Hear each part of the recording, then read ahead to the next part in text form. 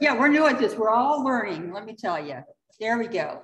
So you might ask yourselves, where on earth is Morocco, right? No, it's not Monaco, that great, playground of the stars. It's Morocco. 1 R, 2 C's. There you go. You have to learn how to spell it right away, first thing. So Morocco is a very small nation. It's in the very top northwest corner of Africa. But like other nations on that northern tier of Africa, those nations tend to be a lot more Middle Eastern than African. And so it's a really interesting cultural mix. So we have the map of Morocco, and then we have, if you can see it at the very top, is just gives you an idea in the bigger picture. So Morocco, like I say, is in the very top northwest part of the African continent. And it is right, literally the Atlantic Ocean and the Mediterranean Sea meet at Morocco. And you'll see a little bit more about that. So it's not a large country geographically, which makes it really interesting that it is such a diverse country. And so, could you point to that on the map, or can you go back? Sure, I can go back. Yay. So hopefully, if you can see in this little map way up here, here's Africa. This is Morocco, way here at the top. Okay. So this is the nation of Morocco, and it's interesting because they have different districts. You can tell by the different colors, and the climate and geography are very diverse and very unique for such a small nation. So it's so if you can tell on the little map, it's in the very top part of Africa. Literally, there is the Rock of Gibraltar, which I will show you a picture of that in a moment. And across this little, it's not that far across, is Spain. So it is literally. And is that an important causeway there? Yes, yes, very important. So Morocco has now been a nation for about a century or so. It's like many African nations. What happened was Europe went into Africa and kind of claimed the different parts of Africa. And so the European nations made some agreements about who would get which portions. Was that really nice of them? They just divvied it up like it was theirs.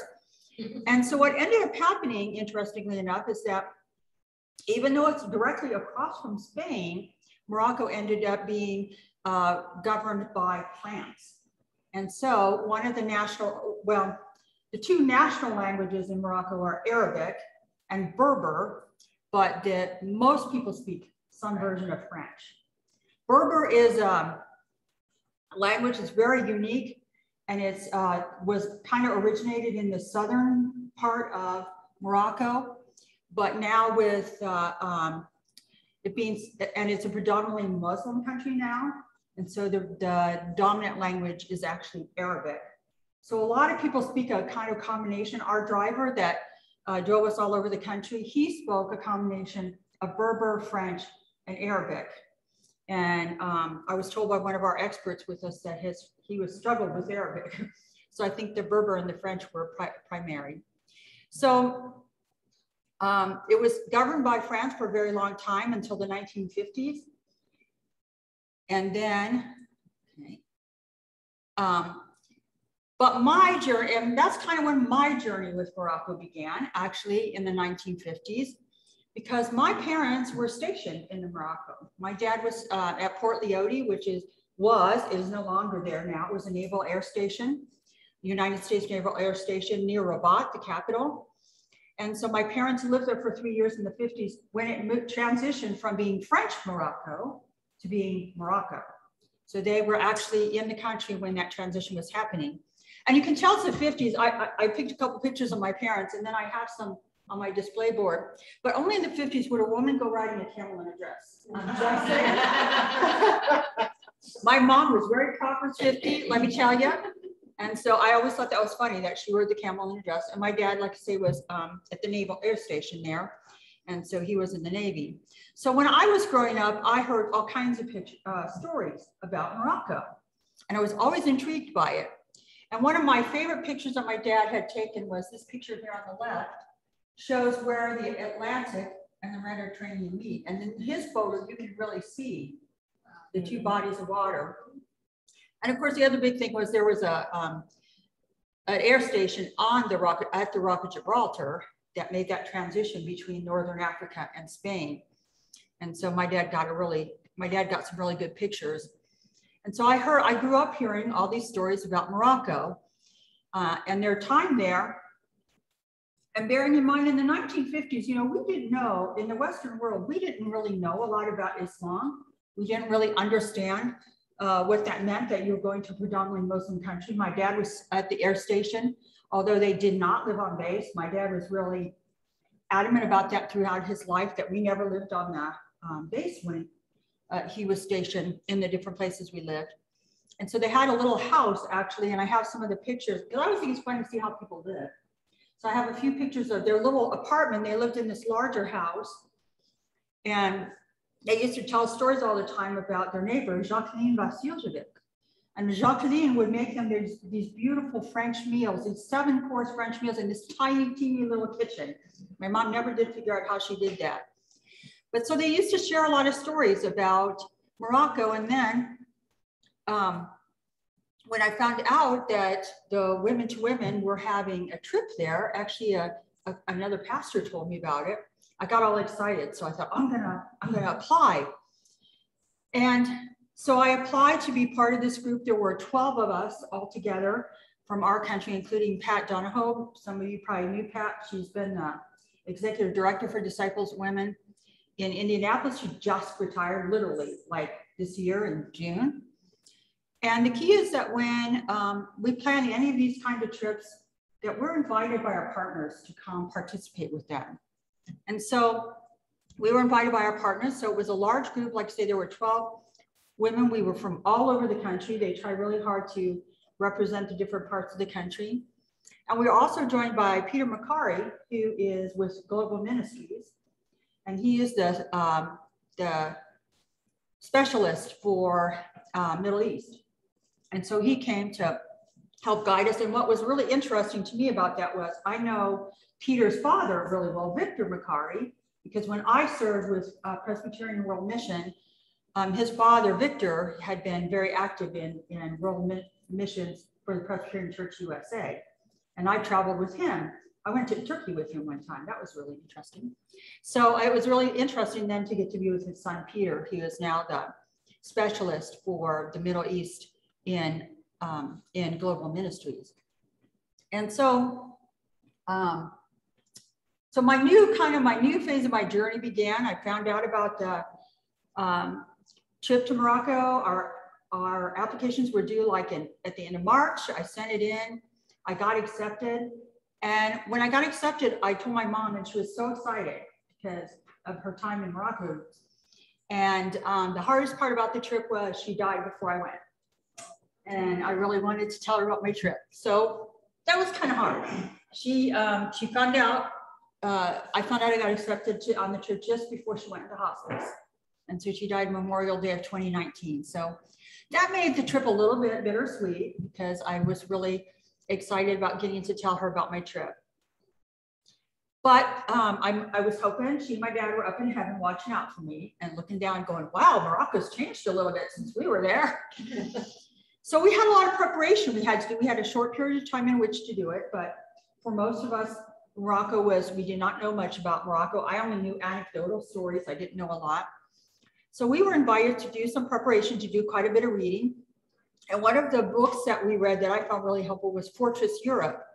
And that book actually talked about how we came to develop borders, how for a long time, travel amongst countries, particularly in Europe, was just really, you could go anywhere pretty much.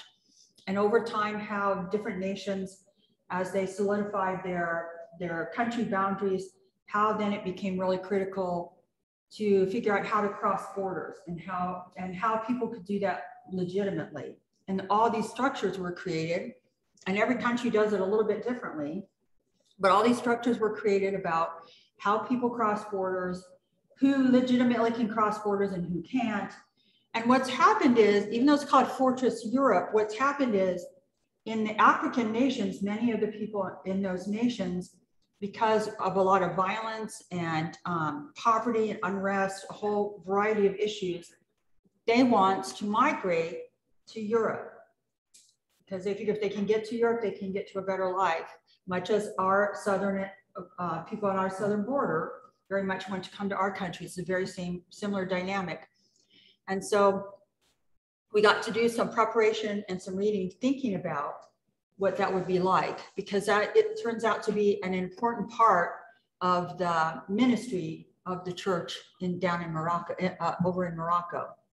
So we did some reading ahead of time, and then we went to Indianapolis for some orientation to help us prepare. Again, Peter McCarty joined us and helped talk with us about particularly helping us understand Islam a little bit better, understanding the Christian church in Morocco and our partners there, and just understanding a little bit culturally what we would find. So we spent quite a bit of time doing that. Then when we got to Morocco, we got to meet our mission coworker. That always excites me because having been one, I like to see who the different mission coworkers are.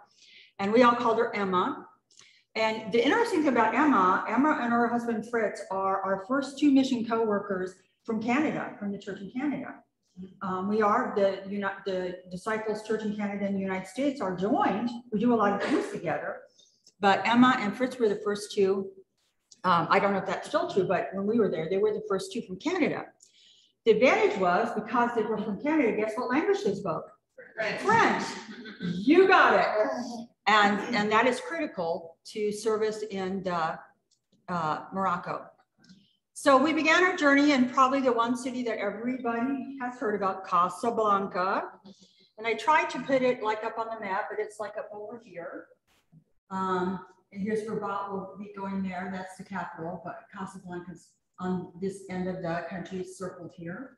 Thanks to Kelly Carroll, our wonderful church administrator and our intern this year. She helped me tidy up my PowerPoint presentation. She said, oh, we can circle that. So we flew from Indianapolis to Casablanca. We went to the airport in Paris. So we got a little exposure to some French to start. And I tried to work on that was the very first foreign language I studied in high school was French. And I think Madame Zinn is in heaven laughing her took us off on that one, but she's probably amazed that I couldn't speak any French at this point. When I was in high school, I did do a presentation about Morocco because it had been French Morocco for that very reason. So I'm sure Madame Zinn is up there going, wow, she's been to France and she's been to Morocco. So we got checked into our hotel. We had a lovely, Emma put together our whole trip. It was amazing, so I know how much work that is. She got us this wonderful little hotel in Casablanca. Very Moroccan looking, I thought. This was the room that we met in for our orientation. And you could hear all the people out on the streets, and it was right in town. You could just hear all the sounds of Morocco. So that was kind of exciting. So our first day in Morocco, we just kind of got oriented. We tried really hard to get over our jet lag. And we had some orientation about the church in Morocco. So our partner there, and the other key thing about mission and ministry across the world is that a lot of the churches that we work with are not necessarily Christian church disciples of Christ congregations. They are our partners in that part of the world. And so the partner that we work with in Morocco is the Église Évangélique au Maroc. And so what that means is actually it would translate the Evangelical Church of Morocco. And when we say evangelical in this context and in the European context, it doesn't mean evangelical like it means in our country. It means Protestant. So basically, so whenever you see a church in Europe, I work for the Evangelical Church of Czech Brethren, for instance. It's evangelical because it's Protestant. So that's always, I like to clear that up right away at the very beginning. So their initials then are the EEAM. And if you see their name in French, you know why it's the EEAM and not the Protestant Church of Morocco. So we worked with Emanuela, Emma, who is the mission co-worker there. She is in partnership and works with the EEAM. And they have 10 congregations across the country. And interestingly enough, initially this church was founded by French expatriates. So the church's primary language is French. And so that's why they needed a mission co-worker who could speak French. And so all their mission and ministry, their pastors, their volunteers are the French-speaking component of the population. So in the greater scheme of things, we may think, well, 10's not very many churches because our region has, what, 40 some. But for Morocco, that's quite significant. And then the church in Morocco, the Evangelical Church of Morocco, has evolved, and they have come to discern their ministry and mission is with migrants. Because as I said, a lot of people are coming from the southern parts of Africa, from many of the French-speaking countries south of Morocco. They're making their way to Morocco, and they're hoping once they get to Morocco that that will be the gateway for them to get into Europe. Unfortunately, what ends up happening for a lot of them is they get stuck in Morocco. They make, some of them, this is weeks and months they travel to get to Morocco. And a lot of times they will come to Morocco with the appropriate paperwork. But then when they get to Morocco and they get to the border, their paperwork is confiscated. And so there they are, they're stuck in Morocco because they have no paperwork now. So sometimes what they try to do is send them back to their original country. That is often problematic because usually they're leaving their original country for a reason because their lives are imperiled. So what we got to do in the various cities that we visited in Morocco, we got to see their different ministries, how each of them in different ways ministers to the migrant population. They were very, very gracious. We were able to sit down and talk to a lot of the people who are making their way through. We were able to talk to a lot of the volunteers and the staff that work with each of the congregations that helps the people come through. For a lot of the people, their main language was French. So we did have a lot of people who helped us translate. A couple times, a few of us tried with our really bad French, and we kind of made it. But we just heard some really heartbreaking stories of, particularly a lot of them are women who are fleeing because their husbands were killed in the violence in their home countries. And then they get to Morocco, and because they're coming from other nations, they're Black Moroccans. They are not Middle Eastern. They are not Arabic speaking. So there's a whole nother layer of discrimination. And so they have to fight with that. And then they're trying to integrate into a culture that is Muslim and mostly Arabic speaking. So who is it that confiscates their papers? It's the people at the border control. And Yeah. So would that be the government of Morocco? Well, I was never quite sure if it's actually the government or we think it was just certain border staff just know they can do it. And so they do. So we don't know what happens to their paperwork. So then what happens is some of them have to go through their embassy from their home country to try to get new paperwork. And usually it's to help them go back home. Very rarely are they able to make it across into Spain. So they have volunteers that help people that have to get their documentation because the problem is, and there's a huge, I didn't know this until I had lived in the Czech Republic, that there's a huge swath of people that are undocumented. And so they don't exist anywhere. But they're there, their bodies are there. They need stuff, and so this is what happens to a lot of the people that pass through Morocco, is their paperwork, either their paperwork has been confiscated or they came through illegally. And so they don't have any paperwork. And so they're undocumented, so they don't exist. So then they're stuck because they can't go back home and they can't move forward into Europe. They often can't find jobs because of the discrimination in Morocco. And so the church has really stepped up in some amazing ways. And we were really touched by the willingness of people to actually visit and talk to us and tell us their stories. And so when we were in Casablanca, we did get to go, they call it a permanence, which is where they have certain days of the week and certain times where people are able to come. And they usually have it actually in their sanctuary. And so I said, this is the true meaning of sanctuary. They have it in their worship sanctuary and they offer sanctuary. So that is really the true meaning of that term. But fortunately, you know, it was kind of heavy. We heard a lot of really heavy stories, but it wasn't all heavy stuff. We did get to see some of the beauty and the sights of the various places we visited. So in Casablanca, we got to see the mosque, which is huge. It's one of the largest, I think it might be the largest mosque in Morocco. Has this huge plaza attached to it. In fact, I kind of got separated from the people I was with and I almost had a panic attack because I'm like, where's our bus? Ah! And since I don't see very well, I'm like, where's our bus? I finally, oh, I was so happy when I found our bus driver, I could have kissed him. Because it's just huge and it's right on the sea, right on the Atlantic. It's just amazing, beautiful spot there. So we did get to see some of the trademarks. And then of course, you know, you're in Casablanca, so where else are you gonna go? You gotta go to Rick's Cafe, right? Now, of course, it's a replica of Rick's Cafe, and I didn't see Humphrey Bogart while I was there. I did look for him. And I managed to at least get a plate so you can see we're looking at Rick's Cafe. I have a postcard on my display board there. And so we did get to have a beautiful meal together to have a little bit of fun.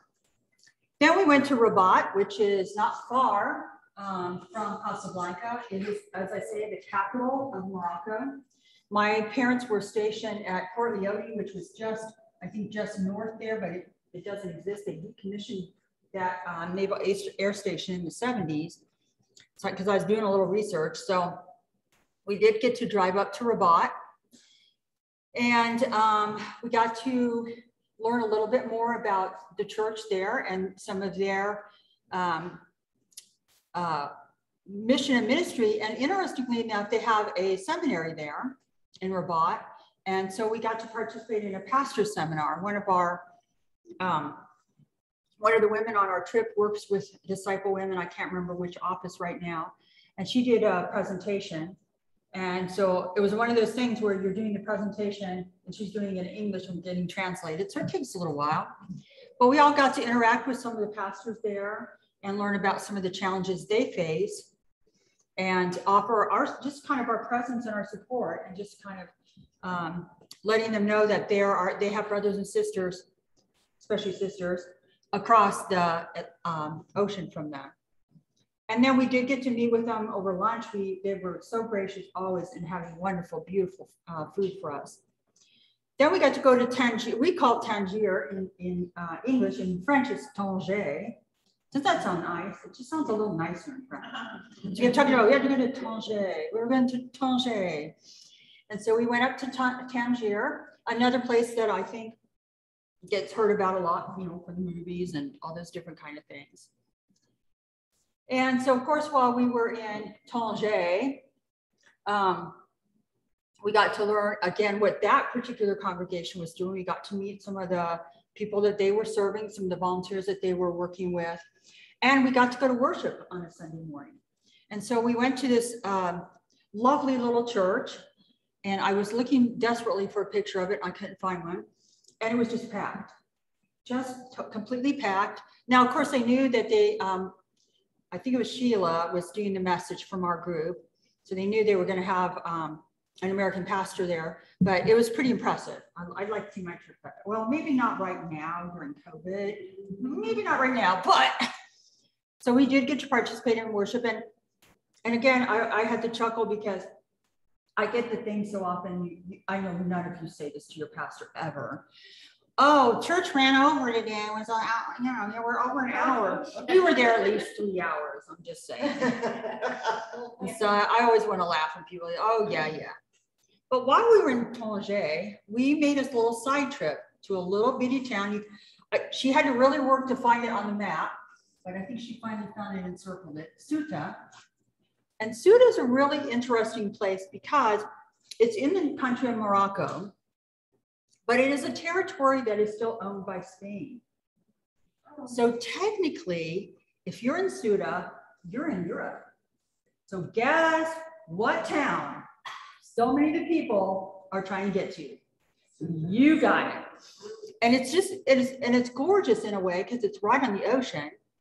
And I think if you can see well, and it had been a really clear day, you probably could see over to Spain, probably to the, I don't know if you can see Gibraltar or not, but it's that close. And so they have a lot of barbed wire. It's really interesting because it's a little bit rugged on one side, and then you have the beautiful ocean on the other side. And you just have tons of barbed wire and guards and stuff because because people literally try to come across the water if they can. And so it's kind of a heartbreaking journey for a lot of people. But then thankfully we got to have a little relaxation and we got to go to Fez after that. And again, Fez, you probably heard of Fez. You've heard of the little Fez caps. I guess that were originated there. But Fez is really well known for its pottery. And so while I was in Fez, I had to pick up my own. And of course, you know, being a pastor, I had to get what looks like, it's communion ware in my book, let's just put it that way. And I got a piece of that. They had beautiful, a lot of times these chalices are have stars of David in their Shabbos or special chalices for Jewish people that are Jewish. But I got the one that didn't have, that just had the design. And I got a few of the beautiful little coasters that they make. The intricate work they do there is just really striking. And so they'll give you a tour of their factory and they show you this painstaking way that the individuals hand cut everything, hand dye it, you know, then the tiles dry out and then they fire them, and it's just really an intricate process. And they come out with all these beautiful, a lot of the tile work you'll see all over the country is made in a factory, like probably made in Fez. And so this is like a fountain. And then just, I mean, oh man, we all googly-eyed. And then it was really nice. We paid them a little extra and shipped it back to the States for you. So I kind of went a little bananas and I bought some presents and yeah, it was great. Were the employees compensated appropriately? As far as we could tell, because we think they took us to one of the factories because our mission coworker arranged it. So I think they took us to one of the factories where the employees are treated well and compensated fairly. Yes. So then after Fez, we went to Ujda, and now Ujda is not a town you're probably going to hear about. And I think she's got it on the map. It's right here. So it's in a very different part of that. It's not on the ocean, so you don't have the ocean culture there. And so it's inland more, and it's a little bit more kind of, I would say almost a little more desert-like. And that's actually where Emma and her husband Fritz live. They serve the church there, the Evangelical Church of Morocco congregation in Ujda, and she works from there as a mission co-worker and travels all over the country, of course.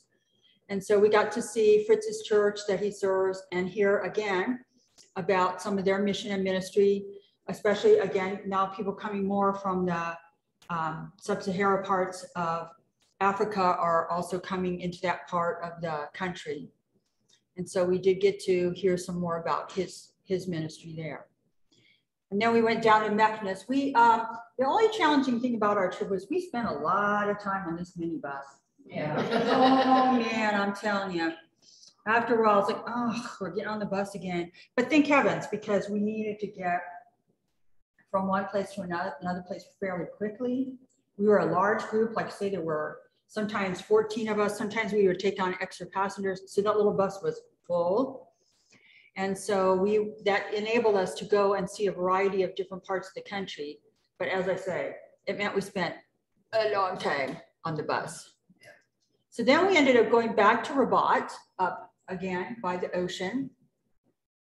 And we got to, before we had been there mostly to for the seminary and to be part of that training for them. But now kind of we're coming to the end of our trip. So now is really, I think, when we're all starting to think about processing kind of what we're learning. We did try to have a time each day for some devotion and a time to debrief, but sometimes our travels would take us so much longer than we thought they would that we ended up getting in the hotel really late and we were all really exhausted. So We did that processing as best we could. We did a lot of it on the bus with each other. I know I had a great time talking to Peter just about learning about global ministries, because of course my connection was world missions in the Presbyterian Church. So I loved getting to talk to Peter and learning about the structure and how they work with their mission coworkers and all that. So we had a lot of chats like that. And we just, you know, as we got to Rabat, we started winding down, we started thinking, who would be the people kind of in the same situation in our country? Who would be the people that are left behind? If it weren't for the Evangelical Church of Morocco, so many of these people would be left to perish. I mean, they would literally perish. Many of the churches provide housing for some of the people. If they don't provide it in their church area, they help provide it elsewhere. They provide food, they provide clothing. They try to help people find jobs. They try to help people if they need to try to get their paperwork. If they're interested in going back home, they try to help them get back home. So they do all kinds of, and every church has a little bit different focus depending on who's coming through. Of course, in the major cities like Rabat, Casablanca, you have really large populations of people trying to find work, that kind of thing. So I think that as we move to the end of our trip, we're thinking, okay, like who would that be in our country? I'm not going to answer that. I'm just going to lay that out there. We were all thinking about that as we kind of came to a close. And just kind of thinking about, you know, talking about, we spent a lot of time talking about how it impacted us, hearing these stories. One of the towns that we went to really struck me personally because one of the young men that was there, that was one of the migrants, was losing his vision. I don't think they knew what the eye disease was, but he was really having a hard time. And as somebody that's legally blind, and I've been fortunate enough to have training and help to help me so that I can be fully employed and serving this congregation. This young man had nothing, and it just broke my heart. I keep wanting to find out. I'm like, oh, if you could just give him a little training and teach him how to use a white cane, and because people had to lead him around to do everything and had to help him do everything. And then, you know, my heart breaks because I think what's going to happen to this young man, he's a migrant, undocumented, struggling in a foreign country, you know, just, it was really, really heartbreaking. So we all saw those stories and encountered those people that touched us in different ways personally. So it was really a time of reflection. And by then we were all getting pretty tired, I have to tell you. It's amazing how exhausting sitting on a bus can really be. I was really kind of surprised by that. I was like, oh my gosh, I'm so tired. And then we just tried to learn a little bit about how did the church fund all these ministries, of course, because some programs for immigrants or migrants or transitory people are funded by the government, but of course, because the church has stepped up to do this important ministry, that's not recognized by the government. So of course, they don't get any funding that way. So a lot of the funding has to do with partners like us that come through and help them to fund these important ministries. And of course, as I think everybody can say about all our ministries, there's not, you know, you feel like there's never enough. You could always have more money, but that's really how that gets funded. And I had them include a little half sheet in your packets, and I'll have it on a slide as well, but shows you how you can also participate in that support of that as well. So just a little bit of kind of general ideas about the country and about who's stepping up to help. Because again, it's the same in global ministries or world mission, wherever you have mission personnel. The Modern House, we do mission in partnership. And so it's like, how can we all work together to pool our resources in a way that makes it possible to do mission and ministry? And so we do have Protestant partners all across Europe and across the Mediterranean.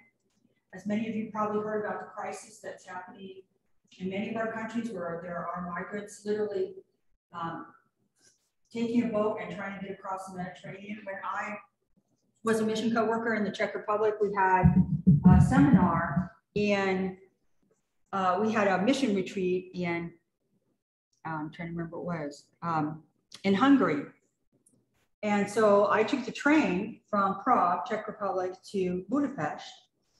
And when I got to Budapest, I got off the train and there were all these people, like our train was like 2 hours late, it's night, you know, there's people everywhere. And I'm thinking, why is the train station so crowded? Because I'm really dense and I wasn't following the news. And I realized that it was full of migrants who had traveled literally from all the different countries in Africa, the Middle East, trying to get to Europe. And they were coming through Budapest and getting stopped there at the train station. And so the problem is all across Europe right now, all across Africa, people moving in unprecedented numbers that are trying to escape the poverty and the violence in their home countries. And so this is not an issue that's going to go away tomorrow. We're going to be with this. We have the same issue as we struggle with what to do with, you know, people coming from our southern borders, not just from Mexico, but from all the Central and South American countries. So the idea now that in the age in which we live, people are more migratory, people are more mobile, and people are really struggling to create a better life for them and for their families. And so they're making unprecedented. I mean, I would hear some of these stories and I think I would have died on the way. I never would have had the stamina. I don't know how some of these people make. I mean, they travel from sub-Saharan nations all up, often by foot, to get to Morocco. And I just can't imagine how heartbreaking it is to get there and then you're stuck. So the church is really striving to reach out and to be a presence for that. And one of the partners that's working a lot with them is the Waldensian Church, which is a small Protestant denomination in Italy. A lot of people haven't heard about it. It's a very historic denomination. And they work with churches all over Europe. They worked a lot with us in the Czech Republic as well. We have had an issue with the Roma, what we call gypsy population. And the Waldensian Church works a lot with that. So they're also striving to be, they're a partner with the church, Evangelical Church of Morocco, to try to help them as well. And of course, we are a partner too. So, so just a little bit more about some of the trends there. So it was quite the journey. It was really a personal journey for me in a lot of ways and a spiritual journey. And now somehow when I took the picture, because this is my dad's picture, we can see the Atlantic and the Mediterranean. Now they have all these markers there. They didn't have it when my dad lived there. That was it. So now they have these markers, and there's Karen not in her best glory, but there it is. At that point, it's the same point that my dad got this picture. So it was really interesting to me to make that trip back, having heard all those stories from my parents, but realizing what a different country, even in 50, 60 years, how much Morocco had really changed, how different it was. But it was a very striking, very beautiful country. This was our hotel in Rabat. Literally, we were right on the ocean. It was magnificent. And the architecture is just so striking. This is my, because I love blue, so this was my favorite hotel. And we actually got to be there 2 nights. That was the other thing. We moved almost every day. And these are pictures of Ceuta, but it just shows you how beautiful and scenic. It's just a beautiful, striking country. And this was in Marrakesh, our hotel. Again, the striking architecture, the attention to detail, the beauty, both human-made and nature-made. And of course, there was the food. Oh my gosh. They had the best olive. I love olives. We had so many different kinds of olives. I didn't know there were that many kinds of olives. And then the other big thing is the tagine, the chicken that's cooked in these little, often ceramic container. Oh my gosh, it's so good. I didn't even, a couple of people got tagines, but I thought I'd never be able to replicate that. So I did not even try. So we're inviting our disciple women across the country, as all of us are able to do presentations, to keep our brothers and sisters, especially our sisters, in prayer in Morocco, those who are striving to find a new life, those in the church, serving the church and volunteering with the church to try to make life better for people. There are ways that you can connect if you would like to help support any of the projects, or you'd like to be a part of that, you can give through Global Ministries, and they make sure that 100% of whatever you give goes to the projects. There's not big administrative fees, or they don't chop out of top of it. A lot of it will all go to the different projects in Morocco. And so you can you can send it by check. And again, that's on that little half sheet of paper in your packets. But you can also go to Global Ministries. You can learn about what's happening in Morocco. You might have known your pastor or somebody may have highlighted. Every week we get an email from Global Ministries that invites us to pray for different parts of the world. And I usually mention those in my pastoral prayers for the people. And so it was on July 11th that we were invited to pray for Morocco.